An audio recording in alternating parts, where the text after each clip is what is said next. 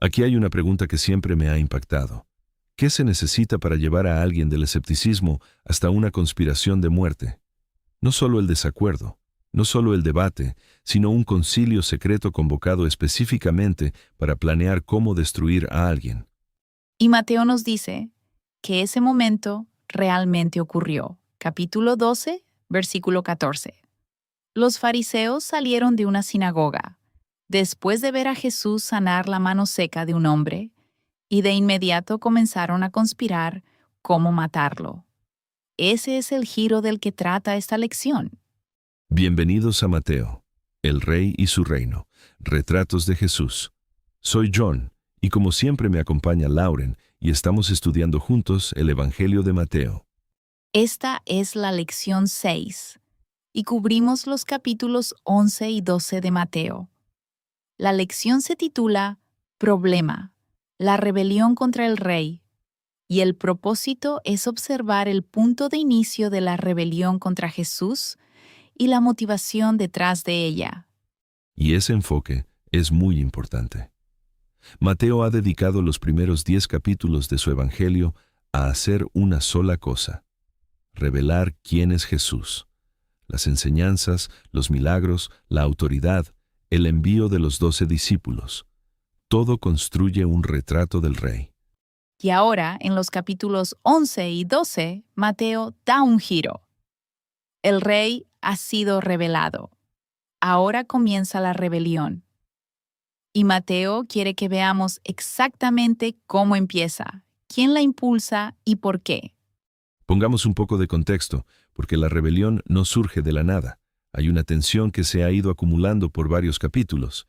Ya en el capítulo 9, los escribas habían acusado a Jesús de blasfemia cuando perdonó al paralítico. Los fariseos objetaron que comiera con pecadores, y de hecho lo habían acusado de echar fuera demonios por el príncipe de los demonios. Así que cuando llegamos al capítulo 11, los líderes religiosos ya tienen un problema con Jesús. Y luego en el capítulo 10, el mismo Jesús advirtió a sus discípulos que la persecución y la división seguirían a la predicación del Evangelio del Reino. Él no estaba sorprendido por lo que se avecinaba. Y el capítulo 11 comienza con algo realmente conmovedor. Juan el Bautista, que está ahora en prisión, envía a sus discípulos a hacerle una pregunta a Jesús. Déjenme leer eso. Mateo 11:2-3. Y al oír Juan, en la cárcel, los trabajos de Cristo, envió 2 de sus discípulos a preguntarle: ¿Eres tú el que había de venir o esperamos a otro? Juan, el que bautizó a Jesús, el que dijo, «He aquí el Cordero de Dios». Ahora sentado en una celda de la cárcel, enviando una pregunta que suena bastante a duda. Y creo que la lección enmarca esto de manera muy honesta. El desánimo tiene una forma de generar dudas. Juan ha sido encerrado, el reino no ha llegado de la manera en que él quizás esperaba, y la presión de ese aislamiento es real. Pero observa cómo responde Jesús. No reprende a Juan. Lo dirige hacia la evidencia. Mateo 11:4-5. Respondiendo Jesús, les dijo, «Id, y haced saber a Juan las cosas que oís y veis. Los ciegos ven, los cojos andan, los leprosos son limpiados, los sordos oyen, los muertos son resucitados, y a los pobres es anunciado el Evangelio». Esa respuesta es esencialmente una lista de cumplimientos de Isaías.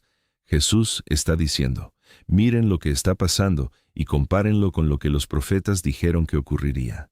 La evidencia está frente a ustedes. Y luego, Jesús se vuelve a las multitudes y dice algunas de las cosas más extraordinarias sobre Juan. Lo llama más que profeta. Cita a Malaquías. Dice que entre los nacidos de mujer no se ha levantado ninguno mayor que Juan el Bautista. Pero luego reprende a aquella generación, porque no respondieron ni al estilo austero de Juan ni a su propio enfoque abierto. Los compara con niños en la plaza que no pueden quedar satisfechos sin importar qué melodía se toque. Y entonces, por primera vez en el Evangelio de Mateo, Jesús pronuncia ayes. Ayes de condenación contra las ciudades, Corazín, Betsaida, Capernaum, que habían visto sus obras poderosas y aún se negaron a arrepentirse. Eso es una escalada significativa. Y sin embargo, justo después de esos ayes, hay este hermoso momento de entrega en oración, donde Jesús se dirige a su Padre y da gracias. Luego, da un giro hacia una de las invitaciones más queridas de toda la Escritura. Mateo 11, 28, 30. Venid a mí todos los que estáis trabajados y cargados, que yo os haré descansar. Llevad mi yugo sobre vosotros y aprended de mí, que soy manso y humilde de corazón, y hallaréis descanso para vuestras almas, porque mi yugo es fácil y ligera mi carga. Esa invitación llega justo antes del capítulo 12. Y el contraste no podría ser más marcado, porque el capítulo 12 abre de inmediato con un conflicto sobre el sábado.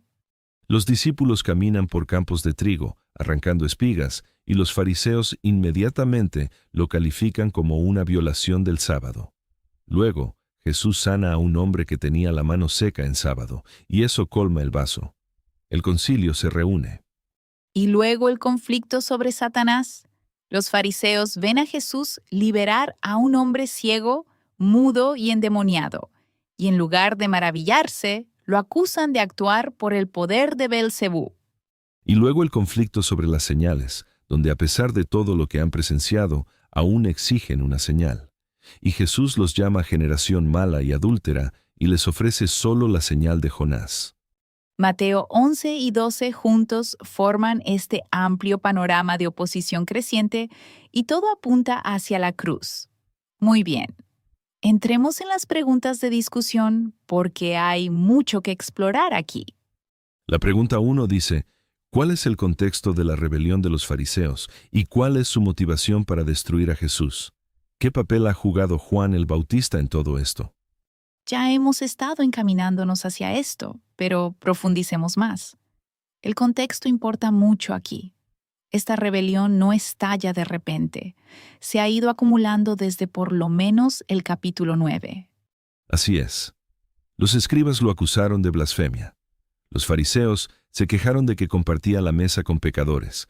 Lo acusaron de echar fuera demonios por poder demoníaco. Cada uno de esos enfrentamientos añadió peso a la tensión. Y luego el manejo del sábado por parte de Jesús en el capítulo 12 parece ser el punto de quiebre. Los fariseos habían erigido capa tras capa de reglamentos sobre el sábado, y Jesús pasa directamente por encima de ellos. Sana. Sus discípulos comen espigas de trigo, y él no solo descarta sus preocupaciones, desafía todo su marco de pensamiento. Y el punto culminante es que afirma ser Señor del sábado. Mateo 12:8, porque el Hijo del Hombre es Señor del sábado. Esa no es una afirmación menor, es una declaración directa de autoridad divina sobre una de las instituciones más sagradas de la vida judía. Entonces, en la superficie, la acusación es la profanación del sábado. Pero el temor más profundo, y esto es muy importante reconocerlo, es la creciente popularidad de Jesús y la envidia de su poder. La acusación del sábado es un pretexto. Lo que realmente no pueden tolerar es que la gente los siga. Su autoridad, su influencia, su control sobre la vida religiosa de Israel, todo eso está amenazado. Y cuantos más milagros realiza Jesús, más se intensifica esa amenaza. Ahora bien, ¿qué hay de Juan? El ministerio de Juan ya era un movimiento popular que los líderes religiosos no podían controlar del todo. Llevaba a la gente al desierto, llamaba al arrepentimiento, los bautizaba y anunciaba que alguien más grande vendría. Y ese alguien más grande llegó. Así que la amenaza que comenzó con Juan ahora se ha multiplicado dramáticamente en Jesús, y con Juan arrestado, los líderes religiosos pudieron haber sentido que había llegado el momento de actuar contra Jesús. Es casi como si, al neutralizar a Juan, dirigieron toda su atención a Jesús. Y no saben, por supuesto, que al conspirar para destruirlo, en realidad están participando en el plan eterno de Dios. Esa es la ironía asombrosa. La cruz fue siempre la razón por la que Él vino al mundo. Ellos creen que están deteniendo el movimiento y en realidad lo están cumpliendo. La conspiración de los fariseos en el versículo 14 es a la vez el momento más oscuro de estos capítulos y la semilla de la mayor redención en la historia humana. La pregunta 2 dice, ¿qué acusaciones se le hacen a Jesús y cómo responde él a ellas? Mirando Mateo 12:1-13.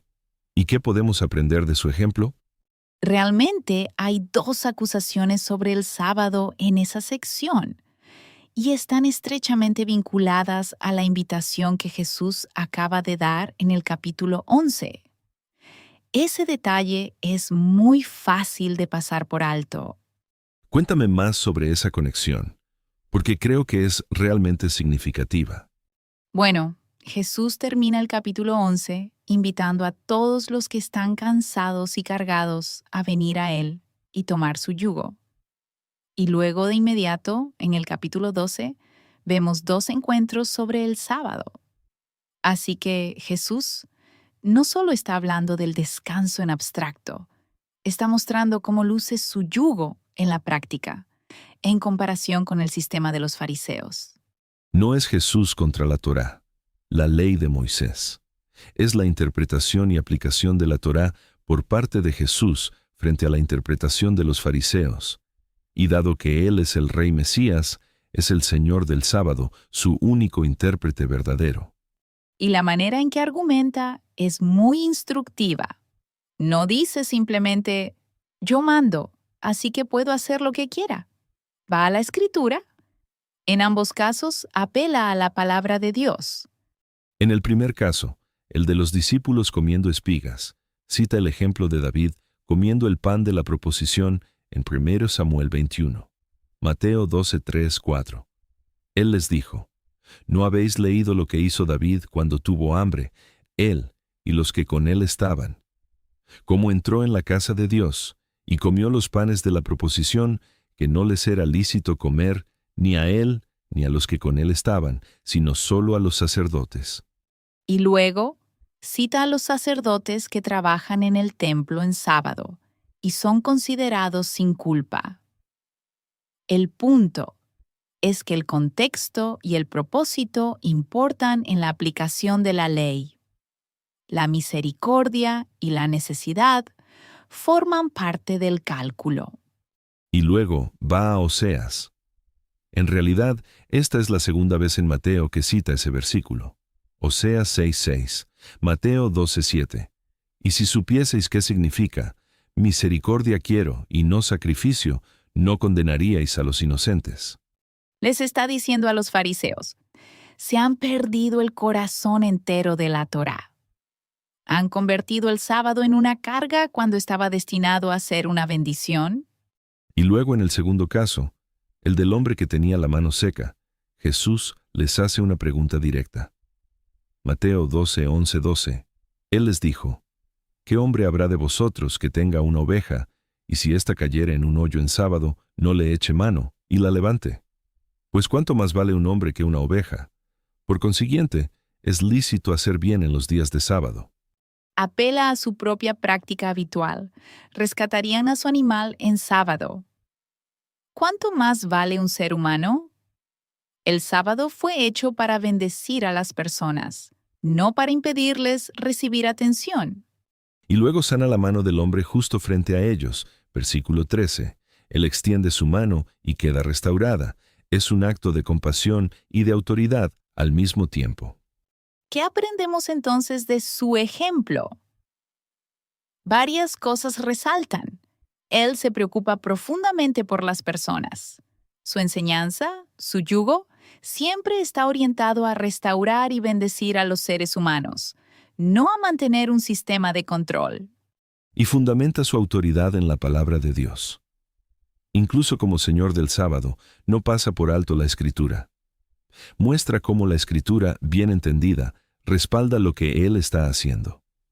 Ese es un modelo para la manera en que nos relacionamos con la palabra en nuestra propia vida y conversaciones. También hay algo llamativo en su valentía aquí. Sabe que los fariseos están observando, sabe lo que están pensando, y sana al hombre de todas formas. No dejará que la amenaza de la oposición lo detenga de hacer el bien. Ese es un ejemplo poderoso para cualquiera que alguna vez haya dudado en hacer lo correcto por temor a lo que otros pudieran decir o hacer en respuesta. La pregunta 3 es muy rica. ¿Cómo se revelan la misericordia y el juicio del Rey Jesús en Mateo 11 y 12? La lección nos pide contrastar sus ayes y su descanso. ¿Y cómo deberíamos responder a eso? Esta es una de esas preguntas que desafía una imagen incompleta de Jesús.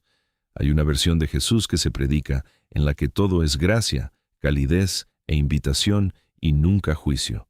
Pero Mateo 11 y 12 absolutamente no te dejan quedarte ahí. Así es. Los ayes contra Corazín, Betsaida y Capernaum son severos. Déjame leer Mateo 11, 21, 24. Ay de ti, Corazín, ay de ti, Betsaida, porque si en Tiro y en Sidón se hubieran hecho los milagros que han sido hechos en vosotras, tiempo a que se hubieran arrepentido en cilicio y en ceniza. Por tanto os digo que en el día del juicio será más tolerable el castigo para Tiro y para Sidón que para vosotras. Y tú, Capernaum, que eres levantada hasta el cielo, hasta el Hades serás abatida. Porque si en Sodoma se hubieran hecho los milagros que han sido hechos en ti, habría permanecido hasta el día de hoy. Por tanto, os digo que en el día del juicio será más tolerable el castigo para la tierra de Sodoma que para ti. Comparar a Capernaum con Sodoma y decir que Sodoma lo hubiera hecho mejor, ese es un nivel extraordinario de juicio. Estas eran ciudades donde Jesús realizó gran parte de su ministerio. Capernaum era esencialmente su base ministerial, y él dice que enfrentarán un juicio mayor que el de Sodoma. Porque con mayor revelación viene mayor responsabilidad. Vieron las obras poderosas, oyeron las enseñanzas y eligieron no arrepentirse. Este es el Rey pronunciando juicio. Y Mateo refuerza esta dimensión de Jesús con una larga cita de Isaías 42. Mateo 12:18. He aquí mi siervo, al cual he escogido, mi amado, en quien se agrada mi alma. Pondré mi espíritu sobre él, y a los gentiles anunciará juicio. Anunciará juicio, no solo misericordia. Juicio. El siervo rey de Isaías es también un rey de justicia, y ese es el retrato completo que Mateo está pintando. Y luego en el capítulo 12, después de la acusación de Beelzebú, está la enseñanza sobre el pecado imperdonable, el árbol conocido por sus frutos, la generación malvada que busca una señal y el espíritu inmundo que regresa. Todo eso son juicios. Jesús habla con un peso real sobre las consecuencias del rechazo. Pero luego, mira la misericordia. La cita de Oseas. Misericordia quiero y no sacrificio. Las sanidades en sábado. La invitación de Mateo 11, 28, 30. Estas dos corrientes, misericordia y juicio, fluyen juntas a lo largo de estos capítulos. Y así es como luce un rey verdadero. Un rey que no tiene capacidad para el juicio no es rey en absoluto, pero un rey que no tiene misericordia es un tirano. Jesús no es ninguno de los dos. Extiende una invitación extraordinaria y al mismo tiempo no pretende que el rechazo no tiene consecuencias. ¿Cómo deberíamos responder a eso? Creo que la primera respuesta es la honestidad. Necesitamos soltar la imagen de un Jesús que solo es cómodo y afirmativo y nunca desafiante. El Jesús real de Mateo 11 y 12 es inmensamente amoroso e inmensamente serio con respecto a la verdad. Y la segunda respuesta, creo, es la gratitud, porque Él sigue extendiendo la invitación. Los ayes son advertencias, no sentencias definitivas aún para quienes las oyen. La invitación de Mateo 11:28 sigue abierta. Venid a mí, hallad descanso. El contraste de los ayes y el descanso es casi como dos puertas que están una al lado de la otra. Los ayes describen lo que sucede cuando rechazas al rey. El descanso describe lo que sucede cuando lo aceptas. y podemos elegir por cuál puerta caminamos. Esa es una manera muy hermosa y sobria de expresarlo. La pregunta 4 es la abierta. De todos los actos y enseñanzas de Jesús en estos capítulos, ¿cuál resalta más para ti al mostrar su autoridad real? ¿Y por qué? Me encanta esta pregunta porque invita a una participación personal con el texto. Mateo 11 y 12 son densos, hay tantos momentos. Así que quiero detenerme un poco en este. ¿Qué resalta para ti, Lauren? Sabes, el que me sigue atrayendo es en realidad el momento justo antes de que comiencen los conflictos del sábado. Mateo 11, 25, 27. Jesús se dirige a su Padre en oración en medio de toda esta tensión creciente. Déjame leerlo. En aquel tiempo, respondiendo Jesús, dijo: Te alabo, Padre, Señor del cielo y de la tierra, porque escondiste estas cosas de los sabios y de los entendidos, y las revelaste a los niños. Sí, Padre, porque así te agradó. Todas las cosas me fueron entregadas por mi Padre, y nadie conoce al Hijo, sino el Padre, ni al Padre conoce alguno, sino el Hijo, y aquel a quien el Hijo lo quiera revelar. Esa oración es llamativa por varias razones. Una, por lo que revela sobre la relación de Jesús con el Padre. La intimidad y la autoridad en esa oración son inconfundibles. 2, por su momento. Acaba de pronunciar ayes sobre ciudades que no se arrepintieron, y ahora está dando gracias porque el plan soberano del Padre se está desplegando. No está en pánico. No está sorprendido por la resistencia. Está descansando en el control del Padre incluso mientras la oposición se intensifica. Para mí, eso es autoridad real. No solo poder sobre enfermedades y demonios, sino una confianza inquebrantable en los propósitos del Padre. Para mí, el momento que más resalta es cuando afirma ser Señor del sábado. Mateo 12:8. Porque el sábado en la vida judía era el marcador más sagrado de la identidad del pacto. Se remontaba a la creación. Y Jesús dice que el Hijo del Hombre es su Señor. Esa es una afirmación asombrosa. No es simplemente un maestro con una mejor interpretación. Está afirmando autoridad divina sobre la institución misma. Y lo respalda sanando a un hombre justo ahí en la sinagoga. La afirmación y la demostración ocurren en el mismo momento. Ese es el patrón a lo largo de Mateo. Él dice algo sobre quién es Él y luego lo muestra. Y luego está la controversia de Beelzebú, que creo que está subestimada en cuanto a lo que revela sobre su autoridad. Cuando Jesús responde a la acusación de que echa fuera demonios por el poder de Satanás, presenta un argumento que es casi como una prueba lógica. Mateo 12, 25, 28. Déjame leer eso. Pero Jesús, conociendo los pensamientos de ellos, les dijo: Todo reino dividido contra sí mismo es asolado, y toda ciudad o casa dividida contra sí misma no permanecerá. Y si Satanás echa fuera a Satanás, contra sí mismo está dividido. ¿Cómo pues permanecerá su reino? Y si yo echo fuera los demonios por Beelzebú, ¿por quién los echan vuestros hijos? Por tanto, ellos serán vuestros jueces. Pero si yo por el Espíritu de Dios echo fuera los demonios, ciertamente el reino de Dios ha llegado a vosotros. El reino de Dios ha llegado a vosotros.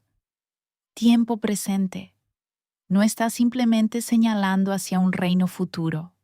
Está diciendo que está aquí, en este momento, en estos actos de liberación y sanidad.